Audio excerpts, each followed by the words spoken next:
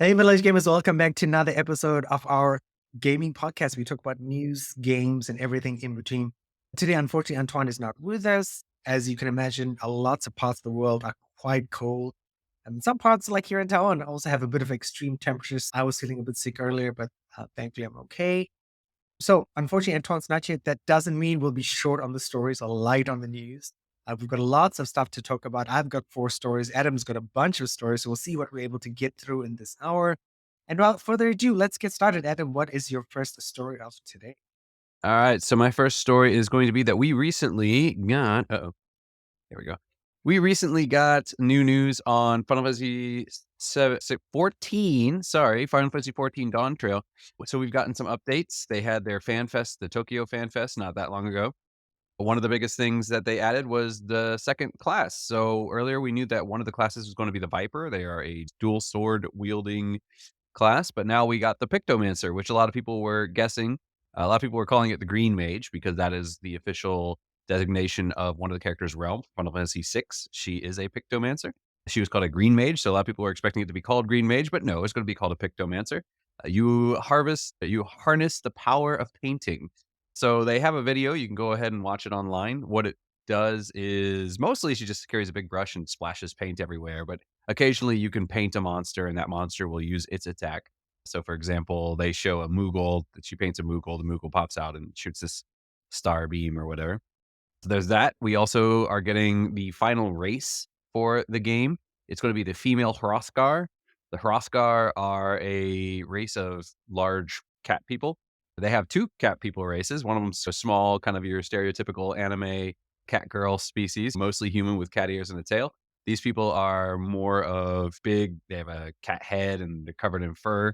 So we had a male Hrothgar, and now we're getting the female Hrothgar. And supposedly that's going to be the last race they're going to add because, as I said, it actually gets really difficult the more races you add because depending on the race's size and body shape, you have to basically recreate all the armor for that species as well, which is a pain not only because now you have to, instead of if I created a set of armor, I have to create a set for 5 species. Now I have to create a set for, say, 9 species or 7 species or however, but you have to go back and reformat all the armor that you've had up to this point in the game. So every time they add a new race, it's not even just that going forward they have to consider this, but they have to go back and redo everything from the beginning. And because of that, they said they're probably just not going to be adding any more races simply for that reason. We are also getting the Beastmaster limited job. The limited job in Final Fantasy 14 is similar to the Blue Mage. That's another limited job. So we'll have 2 now. Limited jobs, basically, they don't go up to the max level. So the new max level, I believe, is 90. It will not go up to 90. It'll probably go up to maybe 50, 60, maybe 70, somewhere around there. And limited jobs are also limited in the fact that they cannot enter dungeons or do content normally in the same way that other classes can because they're not designed to work in that way the same way other classes work. So, for example, with the Blue Mage, you go out, you fight a monster. If a monster uses a certain spell, then you can learn that spell from the monster. And the reason that they are limited is because they just become far too powerful because they can if you want to use tanky spells, you can use tanky. They have access to way more spells than any other class or way more abilities than any other class. So, for example, if you were doing the new Beastmaster, you could basically cover any class. You could get a healing pet, you could get a tanking pet, you could get a DPS pet or a stealth pet or whatever kind of pet you want. And because of that, it just makes it makes certain content way too easy because you're way more powerful. You have way more options than a regular class would have. But we are getting it as a limited job, so if you want to be Beastmaster, that's great. And we also got that the Xbox Open Beta will start on February 21st. Hopefully, it might be pushed back a couple days or pushed up a couple days, but it looks like we're getting it on February 21st, which is a little bit later than they had originally planned for. They had planned for January this year. But yeah, so if you're on Xbox and you want to play Final Fantasy 14, open beta on February 21st and knock yourself out. Pretty sure it's free. That's very cool. I remember I feel like on the podcast, you called the Pictomancer like a few episodes ago or like earlier last year. So A I lot of guess, people were suspecting it's gonna be a Pictomancer, yeah. yeah. And then you explained to me what a Pictomancer was like, okay, nice. That sounds cool. It's an art mage. It's an art rage. Yeah, I love the name Pictomancer. I remember when we started doing long form videos, and I remember I had to Google a picture of a Pictomancer, and I got to see some old versions of a Pictomancer. So that sounds interesting. And so when is this coming out?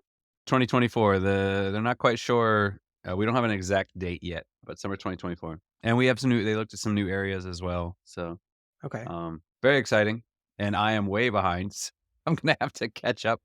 But thankfully, the only thing I have between then and now that I absolutely must do is Final Fantasy VII Rebirth and Dragon's Dogma. So I think I can knock out those two before summer. So I think I should be fine. You just answered my question. I was like Adam and I before the show were talking about like gaming schedules and stuff, and I just realized not really for the first time, but just logically, I thought about it. Like I've planned out my first 6, maybe 9 months of gaming this year, and anything else that comes out just has to go to the bottom of the list. And so I guess Adam has the same thing in his mind, where hopefully he'll Oh get to yeah. Final Fantasy in time for summer. I'm sure I can probably get to this one in time. I do still have stuff from my backlog from last year. I still haven't done the Kati DLC for Kiba's Trip, and I still haven't done Forspoken. I have Forspoken now. I didn't. I wanted to play it when it released. I didn't, and then it went on sale, and I was like, all right, I'm gonna pick this up, and haven't gotten around to it, but we'll see. Hopefully, I'll have time to get to that, and then a whole bunch of other stuff. Sounds like a Yeah. plan. And with that, let's move on to my first story, which is Project Rene, which a bunch of you were Googling or researching or looking at what is Project Rene. And if I'm not in the know like me, I'm pretty sure Adam knows what Project Rene is because he's a far bigger fan of this genre than I am. I've only recently got into like cozy, relaxing games. Of course, if you're fans of the podcast, I would have talked about Stardew Valley a bunch of times, maybe too many times for some people. But yeah, Project Rene is the code name for The Sims 5, which is, again, total news to me. So this is an older story from December 15th of last year, but Games Radar and the journalist Sam Loveridge covers like everything we know about the future and the current. What does The Sims 5 actually look like, right? And what do we know so far? So again, no concrete release date, but again, the director or the producers of The Sims 5 came and said, yes, there will be early access. And yes, again, the game will be free to play. Now, this of course, will probably leave a bad taste in many people's mouths because, of course, EA has not had the best track record when it comes to free to play. Last year, with a bunch of the sport games, people were spending thousands of dollars on card packs for Madden and NBA, and a bunch of other games. And so that's definitely something to keep into account. Though, again, with, I would say, most middle-aged gamers, right, playing free-to-play stuff or playing things like that, right? If you're playing an hour a day, like Adam and I were talking about this, right? Again, you're probably not likely to crush through all this content, but if you're playing 3 hours, 4 hours a day for a free-to-play game, you're going to hit that paywall or timer wall or something where you have to put real money into the game. So that's definitely something to keep into account. And yeah, they talked about a bunch of cool gameplay features with Project Rene. One feature was that they talked about was with a social play experience where players can design an apartment together. Now, this is an interesting feature. Stardew Valley does this where you can do like a farm together with your wife or your partner or whoever. I've heard that it works quite well, like when you're playing in the same room or you're playing online and you're chatting on Discord. So that's something to take into account. But I think this is one of those features where if you don't have anyone to play online or you work an odd time, like Adam works odd times, right? Like he works night times in Taiwan where Adam's Taiwanese friends are off work and he has no one to play with at that time unless they're in America. And even then in America, it's evening Taiwan time where he's off work, but in America, it's morning time where his friends are working at the moment. A lot of this sharing experience sounds really cool, but for like middle-aged gamers, yeah, it might be hard to find somebody to do this, have this sharing experience with. They talk about the Sims build and buy mode. So it says, so far Maxis has outlined just a few elements of what the Sims 5 or Project Rene will eventually be. The first playtest of the game has now been completed with a small number of players and included furniture customization, which also took up the majority of the initial behind the Sims summit. The first look showcased how creative tools for build mode will evolve, with players able to pick the color and patterns of items, like a more nuanced version of the Sims 3 create a style, but also the shape of objects. The examples shown were a bed where you could choose a single or a double for a single item, and then tweak things like the shape and style of elements like the headboard and footboard. This sounds really cool, but probably not for me. I'll run through the rest of these really quickly. It says Sims 5 Create a Sim mode, hair color customization exploration, Sims 5 Live mode, and that is it. So it sounds like there's a bunch of new interesting things. Maybe they're not exactly innovations anymore in the space, but sounds interesting and definitely something to keep your eye out on. Don't forget to check out Adam's video covering Life by You and everything that they've done in 2023. Yeah, I'm a little bit concerned with because there's a couple things. They've said that it's going to exist alongside Sims 4, so it doesn't look like it's meant to be a replacement in the sense that Sims 4 was a replacement for Sims 3 and Sims 3 was a replacement for Sims 2. It looks like this is something that's going to be coexisting with Sims 4, and that is a little concerning as to what they plan to do with it. So it looks like it might even be like a different kind of model of gameplay. But yeah, I like the customization options. I think that's really cool, especially with things like color wheels and stuff like that. Because that's one thing that always drives me nuts in The Sims is if I'm like, "Oh, okay, I'm gonna have a couch, I'm gonna have a sofa," and I find this sofa, and then I find the love seat, right? And there's, this is one of us is kind of like a deep red, and one's kind of a faded red, and I just want everything to. Yeah, you're limited with the color options they give you. Sometimes things don't even have color options. So a color wheel allows you to match that really easily, especially if you have a color wheel that allows you to apply different patterns to things. Yeah, and then I saw like they were saying like, okay, if you put a sofa down, you have the option of do you want 3 separate cushions or do you want it to be one long cushion? So I really think that's really cool. But, yeah, and then looking at the videos of it, they have a lot of, like, really nitty-gritty stuff, like, for example, they showed the sofa, and then they had the throw pillows, and you could adjust where the throw pillows are on the sofa, and you could adjust the angles that they're at. And so it's okay, in that sense, it looks like it's supposed to be really good for modeling things. But, yeah, I don't know what kind of limitations that's gonna have because when you allow that kind of freedom, it can really complicate things like animations. For instance, if somebody wants to sit on a sofa, then if you can place a pillow anywhere on the sofa, the AI has to compensate for that, or you're gonna have a lot of clipping if the pillow is positioned in such a way that the person's sitting here, but that's where the pillow is. So it'll be interesting to see what they do with it. I'll have my eye on it. But, yeah, the free to play and the fact that you can play it on your PC and then move over to your phone and continue playing it on your phone. And all those things together makes me worried about how much of the experience is going to feel the same and how much of the experience is going to be something completely different, Yeah, which could still be exciting. But at the same time, when you want Sims 5 and you're getting a new experience, okay, that's cool, but it's not what I was looking for. yeah, I totally agree with you. Like you mentioned a bunch of things I didn't know as well, but I think that's something we can look forward to is the idea of crossplay between your handheld, your mobile, your PC, your console and stuff. I think lots of people want that. I wouldn't say lots. I would say definitely a niche of players want it. I think that's going to be another topic for another day. Tell us about your story number 2. For story number 2, I'm going to be talking about Horizon Forbidden West is coming to PC finally, which in my opinion is terrible because I think it's great that it's coming to PC, but I think that Ghost of Tsushima should be coming to PC first. And my point, and I'm not disappointed by the fact that this is coming to PC. I'm very happy that this is coming to PC, but it does make me very sad that it's coming to PC and Ghost of Tsushima is not because that is the game that everyone needs to play. But it is coming to PC. It is coming to the Epic Game Store. Guerrilla Games is not going to be handling this port. So they handled the port on the original Horizon Zero Dawn, and there were some development issues. Recently, PlayStation other games like was it The Last of Us on PC was having issues. So this time they're going to be getting Nixes, Nixes.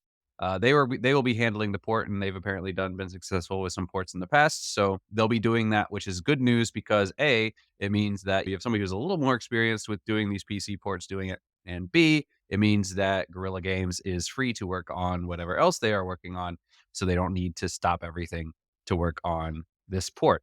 So that's good news for everyone. It's also going to be supporting DLSS 3. So that's exciting because, yeah, if you have a PC that can handle that, then yeah, it's going to run real smooth and look real good. So if you have not played Horizon Forbidden West yet, or if you're like Antoine and you played it and you didn't get to play the DLC, this is a great opportunity to finally get in on it. And yeah, I would highly recommend it. I will admit I was a bit iffy on the story, but the gameplay was solid and a lot of fun. I'll add as well that check out Adam's streams of the game because it was fun to watch. Horizon I'm going to say 4 minutes. Horizon Zero Dawn. I thought the port was really good, but though I did get it like I think a year or a year and a half after it came out on PC. and I played it and it ran absolutely smoothly. It looked beautiful on PC. So I'm sure the next version, because Sony does have that really high standard for quality. I don't think I've seen like a bad port. I did get the Uncharted trilogy on PC as well, which also ran amazingly. That was a really tough game for my PC when I was running my 3070 Ti as well. So this sounds exciting. I don't think I will get it just because I fell off the first one and not because it was a bad game. It's one of those things where I have a list of games now that I'm gonna play at some point, and Horizon Zero Dawn is on there. It is fairly low down the list just because I wasn't enjoying the action and so forth. I think if I do finish Zero Dawn and I have a feeling like I'll finally play it at some point, and then I'll be like, oh my God, I should really finish this the first time. And then I'll get Forbidden West at some point as well. So this is great news. I think Sony's ports are always really amazing. I tried a bit of Spider-Man as well. That was really cool and really fun, but I just wasn't feeling it at the time. So great news. I'm looking forward to it. All right, and then let's move on to my second story, which is Netflix considering introducing in-app purchases and ads to its games platform. So if you missed this story, right, or you're a new Netflix person, or maybe you might not have this available, or maybe you just like Netflix on your TV all the time, right? So Netflix offers games on your mobile. So if you're logging into Netflix on your cell phone or on your iPad or on your Samsung tablet, you can play games like GTA Trilogy. You can play Dead Cells, and go back and check out our earlier episode about this. But so this story basically highlighted that Netflix, they've been trying to get into this streaming games gig. Unfortunately, it isn't working, and because think about the primary customer of Netflix. You open it up, you watch TV, that's it, right? Nobody's opening up Netflix to say, I want to play games, right? Also, like Antoine may have had a really good argument. Is, yeah, I didn't know there was games available. And for most people, right, again, going back to the TV thing, you wouldn't know there were games unless you logged into Netflix on your phone. And lots of people don't, right? Like I watch Netflix on my phone maybe once or twice a week at the most, and then I get to see the games, right? So they're considering doing games and ads. In some countries, you have that lower tier with ads. And so this kind of makes sense as well. This could be like the all inclusive option where if you're not making a lot of money or you're a middle to low class family, okay, I pay for Netflix. It is $3.99 or $4.99 in the States with ads. And now I get games as well. And I get to, and you get like ads in between your games. This could be something like, hey kids, yeah, you get to play games on your TV, right? And that's also something Netflix is considering doing is to offer games on the TV. At the moment, you're not able to do that again because there is no controller for that, right? It's just on your phone. So I think if Netflix does do this, there is definitely a market for it. It'll be interesting to see how well it works out. I think it could work out, but again, they still need to expand that library because you are competing with Xbox Live Game Pass, which Anton loves and I think is a great deal as well. We'll see how it goes. What do you think, Adam? Yeah, I think we'll have to wait and see. Or aren't they talking about adding advertising back into the regular thing though too? Yeah, yep. People were irritated about that. Just like Amazon did, I guess, 2 weeks ago, where they're like, "Yeah, by the way, you're not gonna see ads on Amazon Live, and if you don't want ads, you have to pay another 2, $3 more." Netflix has already I don't think they've not done it this side of the world because, again, we are the stronger market recently. But yeah, that they've definitely done that, and again, it's again because you look at Netflix shares, like, literally yesterday, breaking news on the S&P 500, there were a bunch of stocks in Netflix, PayPal were the ones that were just, like, going up like crazy yesterday. That's because Netflix is really say, hey, no more password sharing. Even in Taiwan, my friend Hans stopped paying for Netflix because he got the message like, by the way, if you want your parents in Kaohsiung, and Hans now lives in Hsinchu, to pay to watch your Netflix, you have to pay an extra 100 Taiwanese dollars a month. So same states, $3. And you're like, nope, I'm not doing that. See you later. So there's definitely people who are going to stop, but there definitely people who are like, yep, I'll pay for this because I don't want to watch ads, or I'll pay for this because I want an all-inclusive solution without having to pay for a console or a PC. Still iffy on the whole Netflix gaming thing for a couple of reasons. One, you need to have a solid connection for streaming, and I don't always have that. My internet's sometimes good and sometimes bad. But not only that, but I think for me, probably one of the biggest things that I'm concerned about is if I'm playing on PC or I'm playing on a console or I'm playing on my phone, I'm going to have different peripherals at my disposal. And to to create a game that's going to cater to any kind of setup, I think is to the detriment of the game. Like if a game is designed to be able to work on a phone screen, you're gonna have limitations that you're not gonna have with a controller. If you're using a controller, you're gonna have limitations that you're not gonna have with a keyboard. If you're using a keyboard, you're gonna have limitations that you're not gonna have with a controller or a touch screen. And so I worry about where games become, instead of being like, "Hey, let's go for the best experience," it's, "Hey, let's go for the broadest experience." And that's gonna be able to function on anything. Some games are not gonna have too big of a problem. If you're playing a game like Mario, you really what do you need, like a jump button and maybe that whatever button you use to shoot fireballs or grab turtle shells. So it shouldn't be that hard. Games like Genshin Impact and that sort of thing are designed from the get-go to work on mobile. So they have, even if you look at the game when you're playing on a console, it still has that display in the lower left-hand corner where where the phone buttons would be. They get rid of some of the other buttons and stuff, but it looks very similar.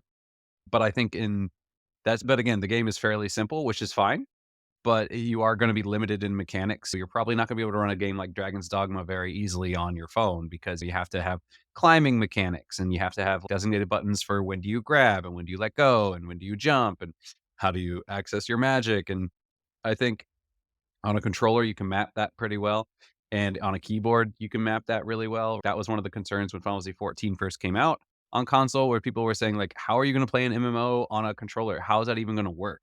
Because people were used to World of Warcraft, where you can map all your spells to the number buttons at the top of your keyboard. So I have to hit 1, 2, 3, 4. I need 10 buttons. And then I can tab, and then I can get to my second set of 10 buttons. That's 20 buttons. How am I gonna access 20 buttons on a controller? And they found a way to do it, but I think I think there's always gonna be, like, if you were to say, wanted to play that game on your phone, how do you access 20 buttons on your phone? Do you just have, like, tiles, like, across the top, and you just have to press them? So, that's my biggest concern right there is just the homogenization of the peripheral. I think that's a very valid concern and definitely something that I think will make a good video in itself for the next week. All right, sir. Story number 3. Alright, so for story number 3, I'm going to be talking about there's my number 3. Twitter or not Twitter, X, whatever you wanna call it. I'm gonna call it Twitter. People are calling it Twitter live stream. So lately, they came out and Elon Musk was talking about how Twitter is going to be releasing their live stream function, which they've done a couple times, but they've been turning it on and off, and how it's going to compete with, Twitch. So he really wants it to compete with Twitch. And so basically, there are 2 models currently for monetization. The first model is that any kind of advertising done in the comments will be you'll be getting you'll be getting all the what's it in and not income, but the money from that. You'll be getting the monetization from and any kind of advertising done in your comments. So if somebody comes in and does that, you get that. But also, he was considering doing a subscription model. And basically, what could happen is this could be similar to, say, like I know podcasts, some of the podcasts that I listen to will do Patreon subscription model. And you can say, okay, if you pay this much, you get this tier of content. And if you pay this much, you get this tier of content and that sort of thing. You can choose how much you want each tier to cost, and then people you can ask people to pay that. So in this case, what you would do is use like, hey, I want if you want to subscribe to my content, then this is the subscription, and then you can choose whatever you want. You could say I want a dollar a month, or I want $10 a month, or I don't know. Maybe you could go down as low as 20 cents a month. I don't know what the limitations are there. But yeah, that's the idea is that you could say if you want to set up a channel and you want to do some kind of subscription model, then you could set that up. You could choose your price and then fans can come along and subscribe. So if you are looking to stream outside of Twitch or Kick or Facebook or YouTube, which is where we do except for Kick, then yeah, this is another option that you can possibly do. Oh, and chat is working now. Noble Cooper says, if it can handle reading 50 comments in one chat, that'll work. Many want a better chat. If it can handle reading, oh, he's just repeated it for some strange reason. I don't know why my chat's being weird today. But yeah, so yeah, so we'll see how that goes. But it's an option, and a lot of people said they were going to leave, and a lot of people didn't. So we'll see how that goes. That's really interesting. One of the stories, my fault story, backup story for today is actually Twitch is laying off another 350 employees, right? That tells you, that comes off the back of Unity yesterday announcing they're laying off a bunch of people, right? So it's interesting. I think the streaming model it's not going to go away. And I think X is or Twitter is definitely going to become a platform where if you are of the right wing persuasion, that's the place you're going to go to, right? Like Rumble is another platform that is under investigation by the SEC, and they're probably going to get shut down. But X is not going to go away. The one thing I did listen to at the end of 2023 was a lot of journalists and tech people are like, yep, the prediction for 2024 is that Elon Musk will have no longer have control over X. X is never going to go away, unfortunately. For me anyway, I don't like it anymore. But what will happen is that he'll step away. He won't be able to make any decisions anymore, but he will still be an owner of X. And that's the prediction for this year. I think that's going to come true. I've left. Middle Age Gaming has left X. We're now on Threads. So come check us out there. Adam is still on X because I know he enjoys it a fair bit. And I do enjoy looking at it. I just can't stand the Chinese propaganda that's on X, especially. I just hated looking at it all the time. I think it's a very bold move, and I think there's definitely going to be an audience for it from X, from the current audience of X, the libertarians, the right wing people who like, yes, this is going to be great for streaming. That being said, like it is going to be really hard to monetize. Lots of advertisers are no longer using X, right? If you want to offer people money or monetization or percentage of the earnings, right? Twitch was 70/30, unless you're like a really rich creator, right? What is X going to offer, right? 70/30 of this ad from this weird company. I know a lot of these sort of left leaning tech journalists are like, yeah, they're getting ads for Cheech and Chong gummies and stuff in the States if you live in America. And like weird ads that you would not, there's no more Disney ads. Of course, Disney doesn't advertise in X anymore. So it's definitely doable. And I think it's interesting. But I think the streaming game is changing a lot. Twitch is finding it a bit of a struggle. Kick is used to be really hot, but they haven't been in the news for a while. But I think streaming is the future. Lots of people have said it. But then again, right? Like I posted this to Adam, the very famous marketing agency, Neil Patel. They analyzed 6,300,000 social posts from 2023. And the thing that they found that resonates the most, that gets you the most engagement in 2023, drumroll, is short form content, right? And we know because you guys loved Adam's short. It is the most viewed video we've ever had on our channel, on Instagram, on YouTube, and I'm pretty sure on Facebook as well. And I understand why as well. As much as Adam and Antoine are not big fans of short form content, I know it's the future of everything. Unfortunately, which I know my older brother, like every smart person in my life that I know hates short form content. I'm like an average intelligence person, so it just really resonates with me. So it's that being said, is I think there's going to be an audience, but I think it's not going to be a moneymaker for Twitch. I would even say it'll be like a 1 or 2% margin line in terms of earning them money. Yeah, it says here he explained that all advertising revenue from replies to a stream would be exclusive to the content creator. So they would get all the revenue for replies to a stream. But yeah, I'm not quite sure what that means. Most of the time, if I reply to somebody, I don't think that's generating too much money, but I don't know. I mean, you look at like rates, right? Like we've talked about this on the show. Like for our long form video, once we do get monetized, right, that would be $2.52 per. For example, Adam's latest video, right, will probably hit 2,000 views. We would make $4 off that video this month. And then in perpetuity per 1,000 videos, $2.52 thereafter, right? Facebook, for our monetization on Facebook, we get 0.001 cent per view of a video, like something really ridiculous like that, right? For our short content views there.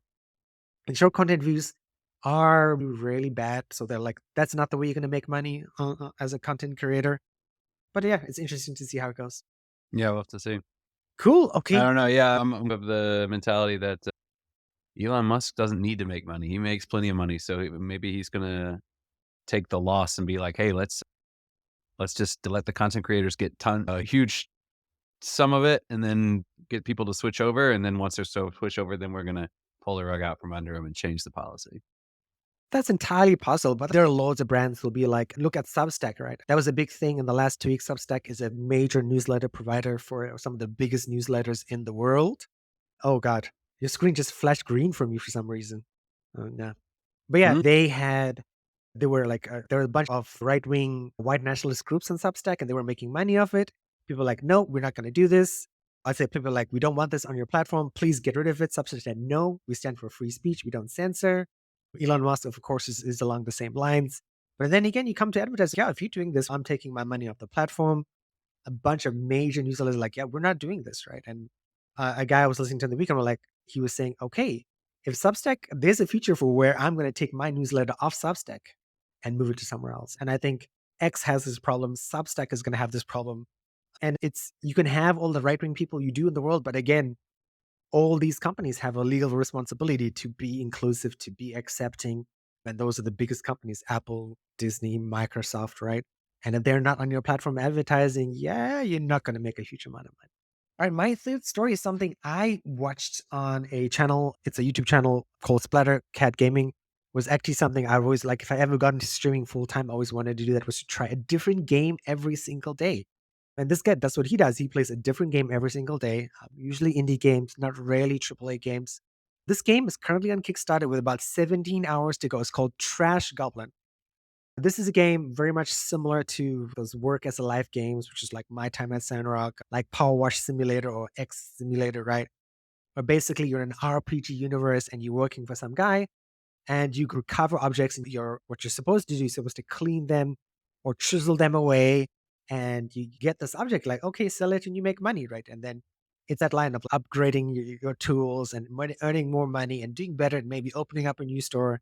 So as always with Kickstarter games, be careful. We're not be getting paid to do this. You have to decide, is this worth it? And you guys know, I've talked about, I've backed 3, 4 Kickstarter games that never came to fruition and my money is gone. So please be careful. But that being said, like, this looks really fun. This is in pounds. So if you are backing the basic tier, you're paying $26 or £20. And it looks like a really fun game. Again, this is probably the first game where it's set in a medieval RPG sort of fantasy like setting. Yeah, and that's it. And I've already backed it as usual. This will come out in July 2025. Again, I haven't met a Kickstarter game that's actually come out on time with the exception of a few Switch games. So please keep that in mind as well. But yeah, I'm looking forward to this and hopefully you guys enjoy it as well. Yeah, so what exactly are you doing? You're just cleaning objects and then reselling them? That's exactly all it is. So like really simple, again, really relaxing. I watched this guy and play it against Splattercat and he was playing it on his YouTube video. And that's all he did. It was like chiseling away and you have to chisel the right portion away so it doesn't break. And then you get better tools and you're working for a guy initially as a goblin because you're like a goblin working for this guy and you get paid. And then you go and you get better tools and you get better stuff. Is that sort of continuous loop of upgrade, earn more money, upgrade again, earn more money. And then you get to the end game. Oh, I'm now a rich person and the game's over. So yeah, that's all Okay. it is. It's like a okay, it's like a power wash simulator kind of thing where it's just, yeah, just go and clean some stuff and pressure, take your time, Yes, like that sort of thing? yeah, yeah, exactly. Pun intended or no pressure. But yeah, it's that's all it is, right? And there are a bunch of games like this. This is the first game. The art is also really good. I like it. Check out the Kickstarter page and support the developer. Again, another small group of guys making this game or girls, whoever they are. And let us know what you think. This is something I'm looking forward to next year, which is only going to add to the number of games that I need to play in a year. All right, we are speeding through story number 4 for you, Adam. Yeah, so I got some backup stuff. So Apex Legends is if you are a fan of Apex Legends and you are a fan of Final Fantasy VII, then you're gonna be super excited because starting today, or no, I guess actually 2 days ago, for the next 3 weeks, they are doing a Final Fantasy VII Rebirth Apex Legends crossover. And this is interesting because they're changing the main game mode. So now what you can do is you can play through and you can break certain things. I believe they call them Catix. They're little cactuars, which are the little cactus things. They'll drop materia, which is the basically solidified magic crystals. And you can use those as pop ups on your guns, and they're going to do different things. Like they're going to be able to block damage, or they're going to be able to you add lightning to your attacks, or fire, or whatever. So you can add elemental sort of stuff. So they got all that. They also are adding a Buster Sword, which is Cloud's weapon, into the game. So if you have the Buster Sword, you can use it to block. You can use it to block attacks, similar to what Cloud does in Final Fantasy VII. Uses it as a giant shield because it's basically the size of a shield. So you can use it to block gunfire. You can use it to attack people. And if you get all the stuff it's going to be available in the loot boxes for this event. So it's an heirloom weapon. It's also interesting because this is gonna be the first heirloom weapon that can be equipped by any character in the game. So everybody can equip this. So even when the event is over, you can still keep this weapon, but it's going to be only for you can still keep this weapon. You can use it on anybody. But because it is a limited time heirloom weapon, which means that if you do not get it in this event, you will never be able to get it again later. So you have to get it in this event. So you have to be there. Also, but one thing that has a lot of people concerned is that they are also offering a Sephiroth themed death box, which means if you die, the box that your body is going to be stored in is Sephiroth themed. Just basically got this one big black wing on it, so the one winged angel thing. But the problem is to get that, you have to unlock all the content for this event. And normally I think there's 24, this time there's 36. So each piece of content, yeah, you get it from a loot box. Each loot box costs about $10. So if you want to get this thing, you basically have to spend $360 on the game just to get this one death box. And that has a lot of people irritated that it's, oh my God, yeah, again, like we were talking about before, you get a game that's free, it's not free. And in fact, a lot of times if you want, they'll come out with this tempting content that if you want that content, you're actually going to end up spending more on this game than you would if it was a traditional pay model. Yeah. So yeah, and I guess there's the argument that these games are going to last you a lot longer than a typical game would last you, right? If I'm playing, say, something like Final Fantasy VII Rebirth, I might get 100 hours out of it. So they say to 100%, it should hopefully take around 100 hours to complete. Whereas something like Apex, you're going to be playing for years and years and years. Last year alone, it was my third most played game. Yeah, stop being poor, according to Noble Cooper here. It was my third most played game of 2023 after Persona 5 and what was the second one? Oh, Neo 2. I think I had 200 and something hours in Apex. But yeah, so it'll last you quite a while, but yeah. So, really exciting for me. I do think if I remember correctly, if you have Apex has 3 forms of currency. I don't remember what they're called. You have Apex coins, that's the real money one, and then you have a red crafting material. You have blue crafting materials, I think, or red crafting materials. I think you can spend the blue currency on some of these things. So if you have some of that stacked up, I think you can buy some of the content that way. And then that should help alleviate, you won't have to pay for everything. So you wouldn't have to pay the full $360. If you could unlock, say, half of it, you'd only have to pay $180. So, but yeah, these things are getting expensive. Jeez. Are you going to be buying loot boxes for this, Adam? I'm definitely gonna be unlocking some of the content. One of the characters, Crypto, has a Cloud Strife skin, and Crypto is my main in Apex, so it's oh, come on, there's no way I can't get this. But looking at some of the other ones, what was it? Newcastle is Barrett with what's her name? Watson with her Moogle skin, and Valkyrie with the Yuffie skin.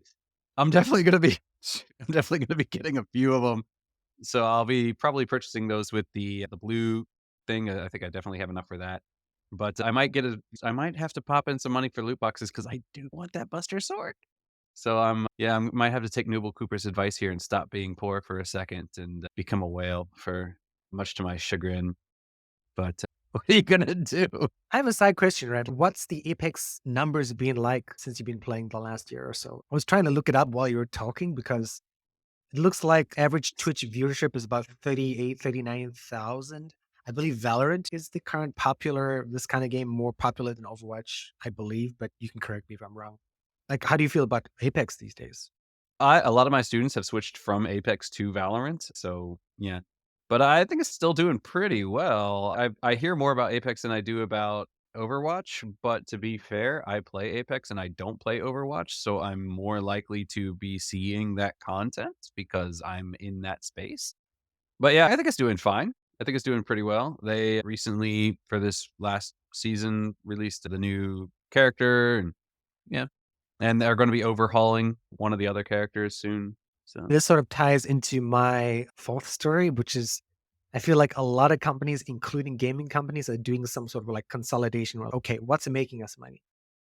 And if it's not making us money, we're going to stop it, right? Hearthstone, which I don't play anymore, but I saw this really massive news. Which is, yes, thank God I don't play anymore. They killed a mode that I really love. And again, Microsoft bought Blizzard Activision, and they're like, okay, this mode is gone. So all the skins and cards you might have paid are gone, right? And EA makes Apex Legends, right? It's made by Epic, isn't it? Oh, no, it's who does Titanfall? Is it Respawn? And Respawn is owned by EA. Respawn. Okay, then yeah. Okay. So yeah, this just makes me worry just because I remember Apex being, again, in terms of Twitch viewership, about 80,000 viewers or so, maybe a year ago. And I think as a game, there's not been like serious innovation, not just Apex, but Valorant Overwatch 2 has been a disappointment. This makes me worry for anybody. I do this, right? A few episodes ago, we spoke about Chinese gamers and the rules about that. And who's the company? Tencent. We're like, okay, we're not doing this anymore. On Nuverse were like, okay, we're pulling out of Marvel Snap. And thankfully, the company behind Marvel Snap, Second Dinner, found another $100 million from a stateside company. So that game's safe. But yeah, when pull out the money out of your game, you're not getting that money back. There's no refunds, or very rarely there is some sort of refund. So yeah, I'm just worried about Apex and this stuff. But like you said, if for you there hasn't been a change, then that's great.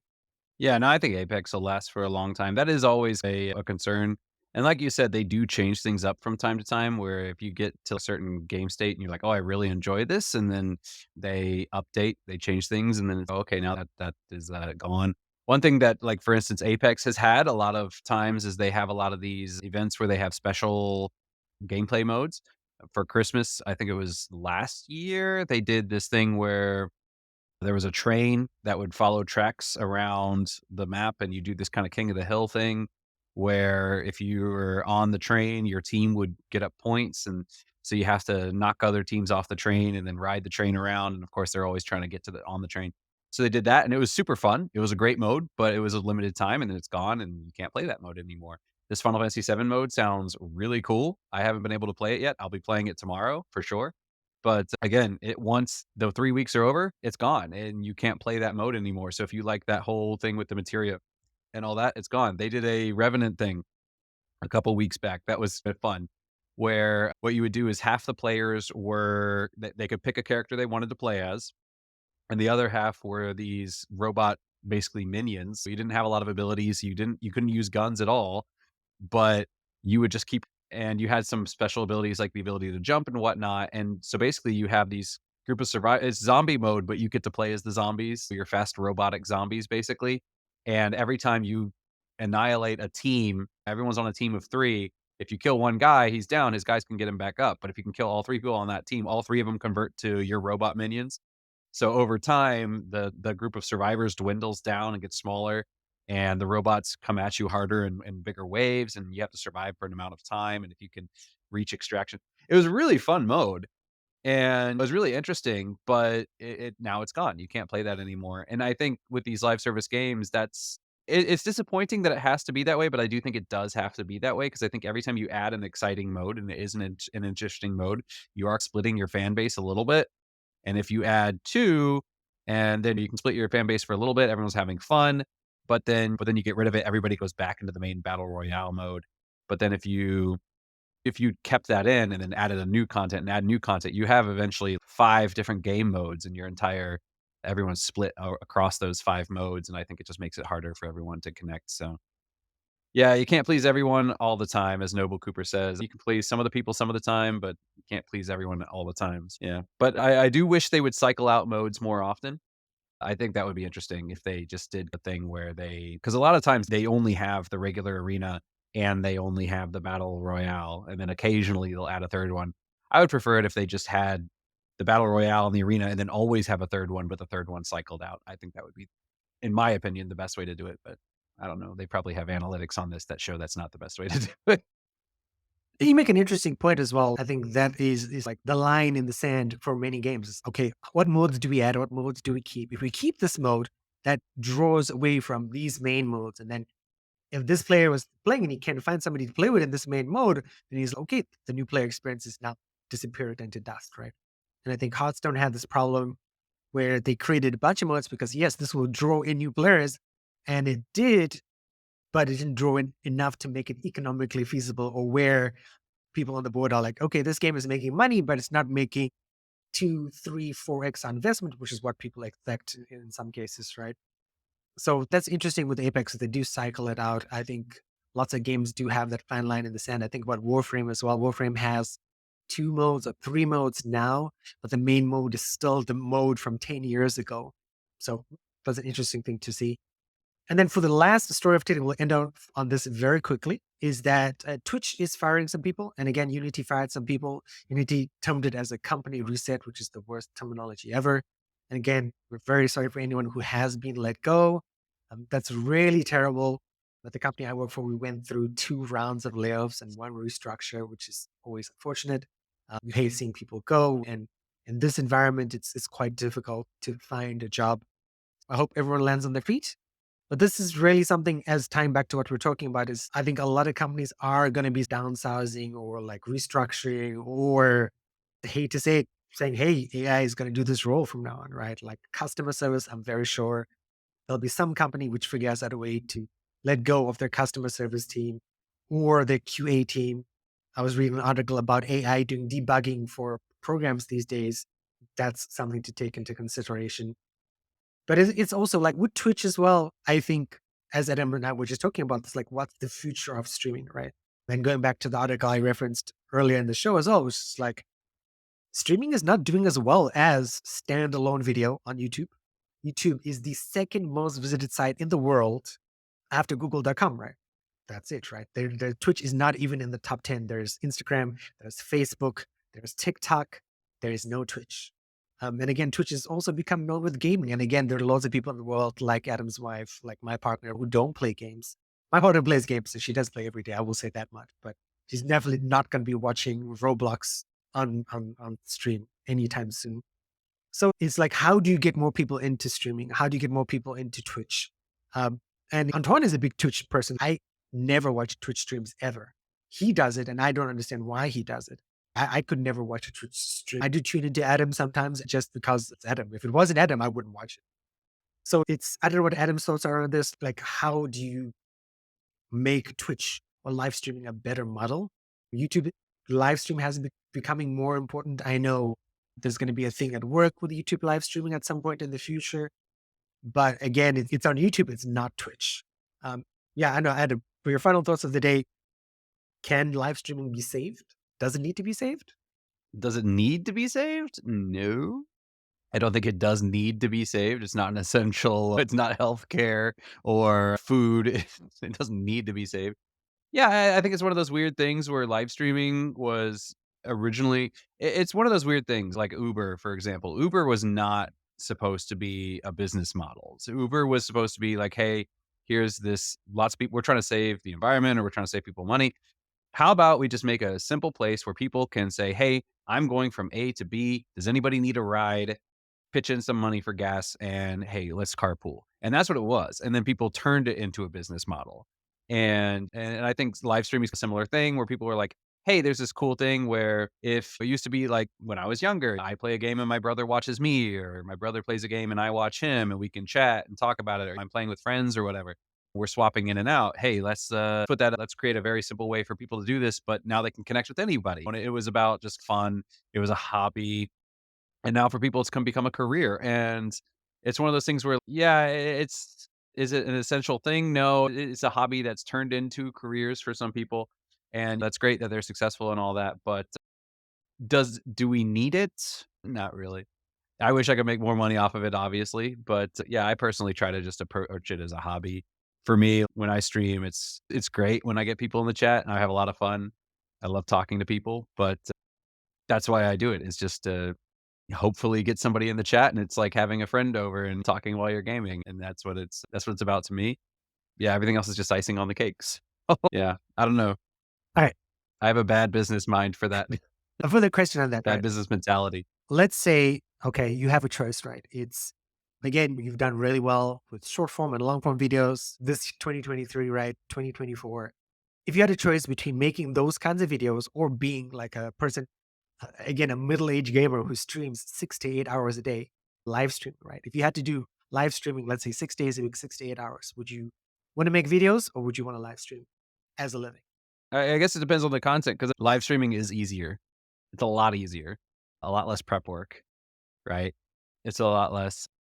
Yeah, it's a lot less prep work, it's a lot easier on you. You don't have to put so much thought, like, forward thought into it. You can react in the moment, and I feel more comfortable reacting in the moment than planning things out, being able to respond to somebody, like, right now and explain something.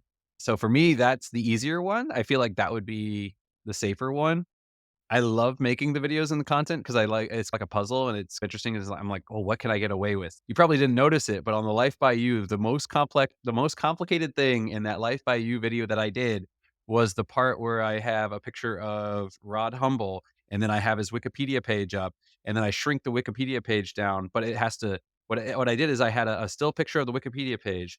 I had to zoom in, but as I zoomed in, I had to move it down and I had to set the camera to zoom. I had to set the entire frame to shift down when it zooms.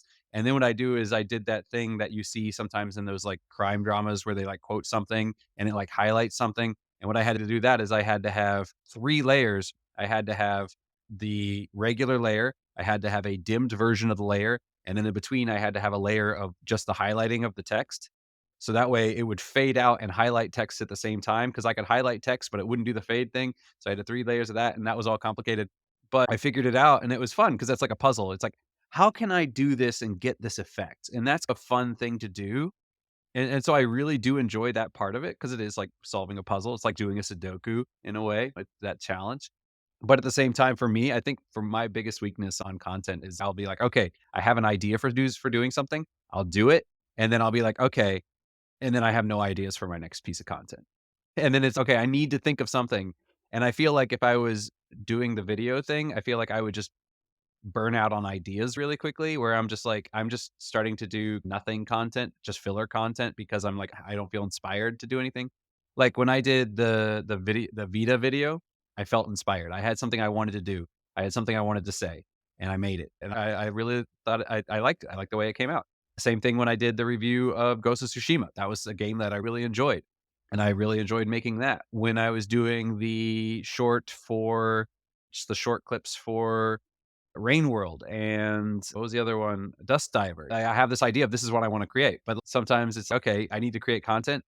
I have nothing to say right now, so yeah. So that's my problem is running out of.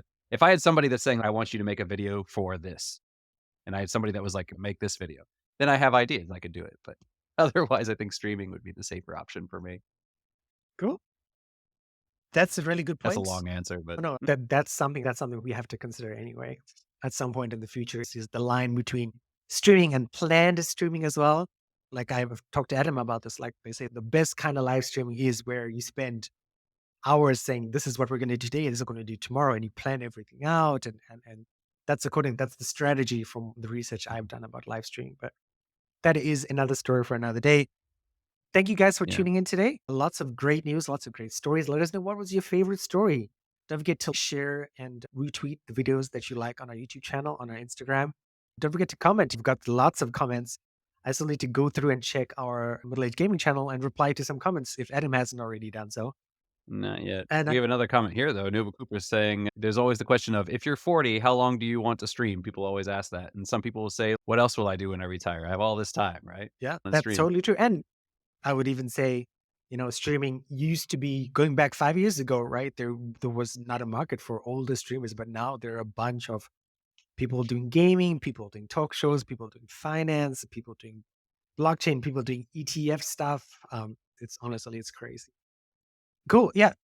And yeah, that's it. Adam, any final words for today? Check Adam out. I guess Adam will be streaming Monster Menu for the foreseeable future. Yeah, yeah. That game, as I said in the last one, needs a tutorial. Come on, guys. Teach me how to do stuff. Don't just throw me in and be like, if you want to learn how to do anything, check the help menu. Yes, Don't do. I agree. Tutorials. And again, that goes back to another video we did with like things we want in 2024. Better goddamn tutorials, right? Especially for people with horrible memories like me. I know, Adam, you've said your memory isn't that great like what it used to be before. My short term's not that great. My long term memory is pretty good, but my short term memory is awful. Yeah, me too. All right. Thank you all for tuning in. Don't forget, check out the YouTube channel. Check out the YouTube channel for this full somewhat edited down version of this video.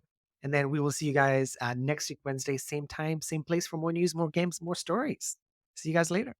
And we're done.